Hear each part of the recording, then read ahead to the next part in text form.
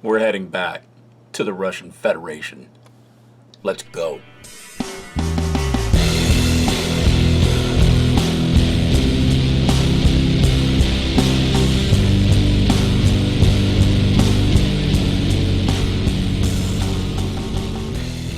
Okay, let's get lunch started up. We're gonna have to reuse our ration heater, and it comes with a second heating element. So we'll get this heated up about 15-20 minutes, and then this is a rice and meat soup. I'm sure it's got some nice veggies in there as well, and we'll get this going too. Okay, we're gonna take our meat and goulash potatoes and stick it in here, but prior to that, we're going to open this up and get out the heating element. And just so you know, and I know, that this is a 64-gram heating element. And yes, do make sure that you pull out your instruction sheet, because I'm not even going to bother now. You take the ration. Doesn't matter which way it goes in, sideways, as long as it's facing the same way as your heating element. And 100 ml or 3 ounces of water. Just fold the bag up, and I'm going to use the same piece of tape because it seems like that is working. And this is rice with meat soup. It calls for 330 ml of water, or about 8 ounces. Nice, and have vegetables in there, and probably dried onion.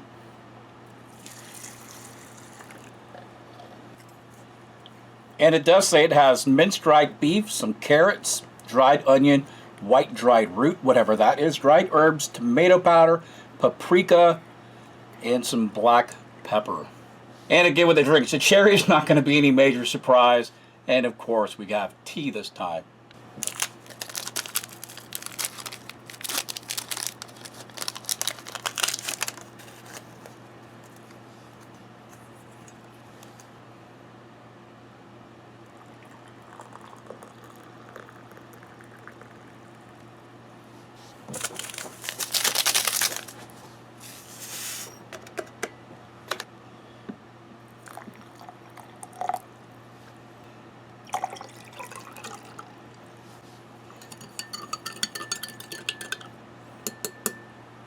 Okay, of course we got our drinks right there already, sugar if we need it, our napkin, water purification tablets, salt, pepper, and of course our spoon. This meal only has 1 bar of chocolate to go with it. Again, this stuff seems to hold up very well. No bloom whatsoever. And then we have the pork and beef pate with this particular meal, seeing how we have the other one.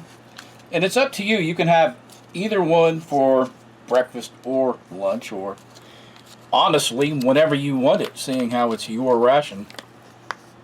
Got some in there. It smells better, but it still has that salty type smell along with it. And then we'll lunch 2 more packs of crackers, which leaves only 1 pack for dinner. Just slide in the first one, and these look like they are in amazing shape. Unlike these are a little battered up. And we'll put these ones right here, because all we have on this one is, of course, the main and that soup. And it's a perfect time to try out our moist towelettes, because I'm getting a little gunk on my knife edge. And one of these is for your hands, and one of them is for your gear. So we'll just start off with my hands. Make sure my hands are nice and sanitary. Just got a nice give to that. Doesn't just want to tear apart. And then this other one for my equipment, for my spoon or my cup or whatever I need to disinfect. But this time we're going to disinfect this knife. Get all of that stuff off of there before we can really treat it well. Again, the heater worked as advertised. Man, this thing is nice and toasty. And it's not just the Russians that have perfected the ration heater. It's also the Polish and the Japanese and Koreans. They really got it going on. And right here, this is our meat and potato goulash. Oh, look at that. Oh, I see chunks of carrot in there. Of course, the potato, hunks of meat. And also in here is some sunflower oil. It has bran included in here, I guess, for your diet. Has onions, sugar, a little bit of flour, and a little bit of ground red pepper. Parsley, dill, and some other spices. I'm sure that's going to be quite pleasant. And then lastly, our soup, which I'll just put right there. And I use this Czechoslovakian mess tin. We can see it's nice and hydrated. Looks absolutely incredible. The rice is floated to the top. You can see the little bits of carrot and these small little bits of meat in here. Oh, that's going to be delicious. Let's give this stuff a try. And seeing how this thing comes with 3 spoons, let's not cross-contaminate anything. Look at this beef. It's pretty much minced up. Looks like we got a nice that tomato paste base sauce. And I don't see any meat in this, but I can definitely see the carrot and the potato and that goulash sauce. You want to talk about a hearty goulash and a nice, pleasant taste. The carrot sweetness even comes past the tomato paste. That is really, really good. Of course, you could bust out your pepper and add a little bit of extra kick to it. The meat is really minced and fine, but yet it gives you that nice chewiness, that nice bite, and you can kind of taste those flavors just mingling with the goulash and the potatoes. Like I said, this is good. This is really tasty. But man, hot sauce. Come on, Russian Federation, put a little hot sauce in your stuff. Oh man. And then of course we have this rice soup with beef. I don't know how much soup we got in that. There we go, a little bit. Tons of rice, a little bit of broth. See a little carrot in there and just that little speck of beef right there. The carrots are still nice and firm and crunchy, which I actually kind of like that. I think this has almost too much rice in it, but the rice is really flavorful because it just absorbed all of this great broth. So this would also be extremely hearty. Between this and all these crackers, because each one of these is, well, this is 100 grams of crackers, you are really going to be full. I don't know how the Russian army moves after they eat stuff like this, because all I want to do is take a nap. But I know from talking with some of you Russian soldiers out there that have been in touch with me, you don't usually get to eat stuff like this. You're right out of a field kitchen, and it's, you get what you get. Let's try some of our unleaded tea. This is just straight tea, no sugar in it. Oh, it is good. It is nice and hot. That definitely retained its heat, where the heat has dissipated seeing how I used a glass vessel instead of clay or something like that. I'm going to try some of this cherry drink. I actually got all of the sugar to absorb and dissolve. Tastes exactly like the last stuff. Kind of like rose water, slight cherry, complete sugar. So essentially a sugar drink with just a slight taste or hint of cherry. Now the crackers, you want to talk about, you could use them in that. You could use them as a shovel for your goulash. Anything that you can do to add some flavor to these crackers is always a bonus. And instead of just having a cracker in their hole, you could take a bunch of these, just crush them up, and just let those absorb some of this awesome broth. And that way, it would thicken this up if you didn't want a soupy soup.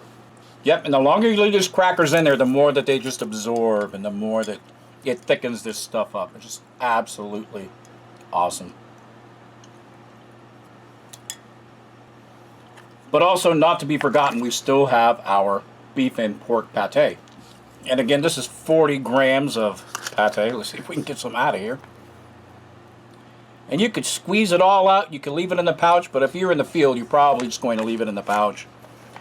And put a judicious, or maybe liberal, application of pate on your crackers. And this pate, it's nice and creamy. It doesn't have that metallic taste of the liver, which I personally detest, but I really like this stuff. This is pretty good, pretty tasty. Nice and creamy, a little bit of saltiness to it. You can't really identify the pork or for the beef, but it's just a nice, smooth, slightly salty pate. Very pleasant. And then lastly, of course, we have our chocolate bar. which we had for breakfast. Same exact thing. Just as good as yesterday. Outstanding stuff. And this was lunch.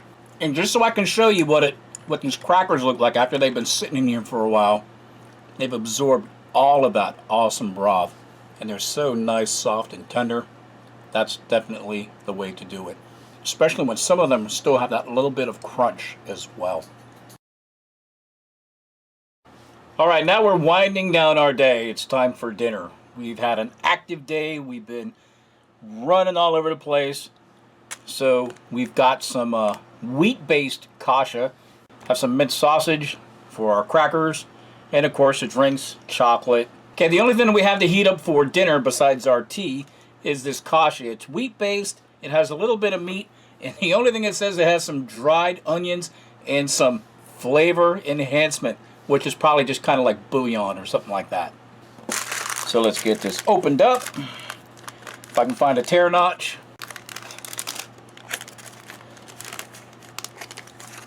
Oh, it looks like we've got, I know it says wheat, but it looks like oats kind of things.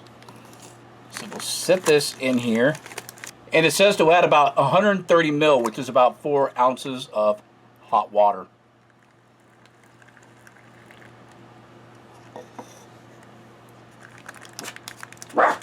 There goes Alligator, making her presence known.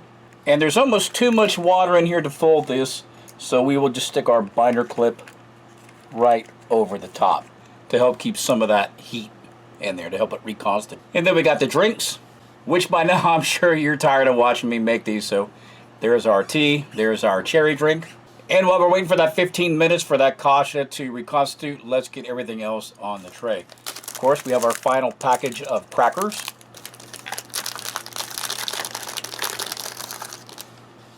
Two chocolate bars.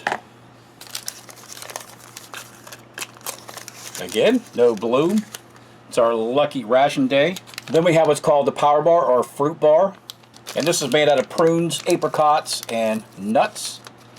So I would assume it's probably something similar to a raw bite that are in a lot of European rations. Looks pretty similar to me. And if you didn't use them for anything else, you still might have some salt and pepper left over. And then we have this minced sausage. I really like this stuff when it's in the foil, them little foil tin kind of things. So I'm sure that I will enjoy this just as much. Looks like it has quite a bit of grease for preservative, because like I said, most of this stuff doesn't have those additives and emulsifiers in them like Western rations. Wow, and this is just quite a slab. It looks like it's kind of soft, but give you a cross section of it. Looks pretty good. Let's find out what's in this thing. And it says pork, beef, water, starch potatoes or potato starch, a little bit of garlic, a little bit of flour, black pepper, cardamom, coriander, and some coloring agents, which is sodium nitrate, which of course is salt. Let's drag our cherry drink and our tea over. And we just have a few more minutes waiting on that wheat kasha. Okay, 15 minutes. This sure looks interesting. You know I love that word. Let's try to get all of this out of here. It's kind of hard because there's no seam on the bottom of this bag. And it's still pretty darn hot. Wow. Talk about form fitting. That was pretty funny. Alright, let's kind of mash this up a little bit. That was quite an interesting shape. I can definitely see why they call it a kasha or a porridge, because this is very, very thick, very dense. If you look in here, let me kind of turn that, you can see little pieces of meat. I definitely don't see little pieces of onion, but you can see that wheat or barley or whatever it happens to be. Let's give that a try. Okay, when you bite into it, you can taste the onion. The onion kind of pokes through. But the problem is, this porridge is pretty bland, so I'm kind of glad that I decided to save my salt and pepper. Oh wow, there's quite a bit of salt. And I'm going to be very judicious with my pepper because I just happen to really like it. Let's give it another try with a little bit of spices in there. Again, I can see some little flecks of beef, and I know the onion is in there. The onion gets that smooth, really sweet flavor to this. Definitely that salt just did the spot. Now it's seasoned. Now it is actually pretty decent, but it is dense. It is like a paste more than anything else I could describe. I would say if you had like a really thick oatmeal, this is the consistency of this. Think of oatmeal with onion and beef. Well, I bet you that's got you thinking now, huh? Well, let's take a little bit and smear some on a cracker and see if this helps out the taste, because a lot of times texture always increases the pleasure of your food. So we got something mushy and then something good and crunchy. That actually works. It's not too bad. It would be nice if there was just a slight coating or a small addition of some salt granules to the top of that. It would just really enhance it so much.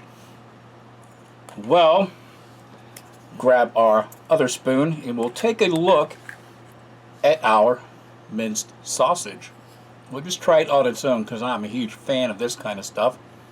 It's really good. It has the firmness that the pâtés lacked, of course, because it's pretty dense. I mean, it's pretty hearty. It doesn't want to just fall apart like a pâté would.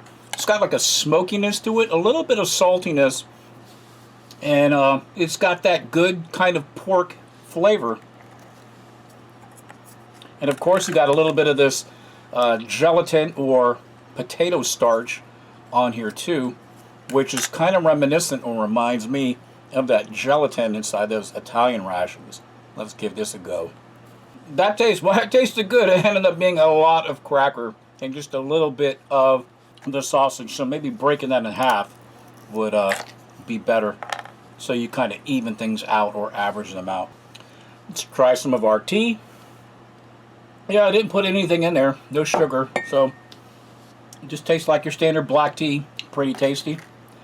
And then the prune apricot and nut bar. Well, nut bar.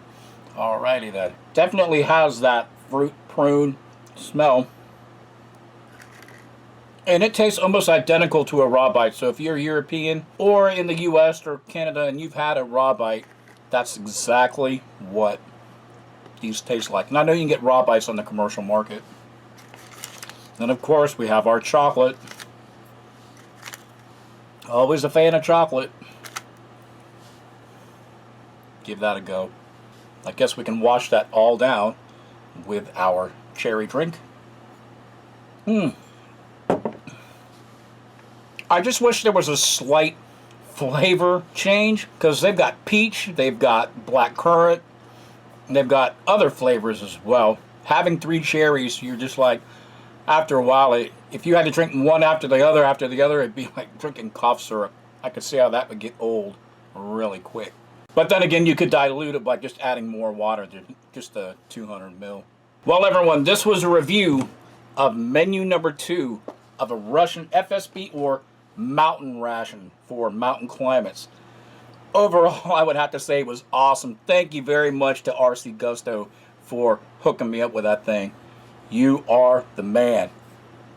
And I will see you all on my next review. До свидания.